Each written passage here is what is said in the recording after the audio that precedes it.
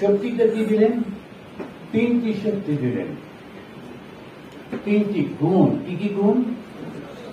সত্য, রজ আর তম। এই তিনটি গুণ দিয়ে দিলেন, দিয়ে বলেন দেখো তোমায় বুদ্ধি দিয়েছি আর শক্তি দিয়েছি, এই বলে তুমি সৃষ্টি শুরু করো।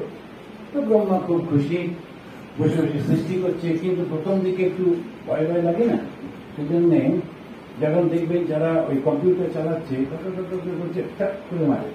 আর প্রথম যখন আমাদের বললো বুটিং করো, বুট করো, কি করে করবো? তলা দিয়ে দেখছি, পেছন দিয়ে দেখছি, বুটিং মানে ওপেন করা। আচ্ছা, এই সমস্ত নানা রকম। ব্রহ্মারও ওই ভয়টাই ছিল। ও কি করেছে? প্রথম দিকে শুধু সত্যটা দিয়ে সৃষ্টি করেছে। যেহেতু রজতম একটা লাল দেখতে, কালো দেখতে দরকার নেই, পরে হবে। তো সাদাটা দিয়ে করছে, এখন সুন্দর সুন্দর সৃষ্টি হচ্ছে।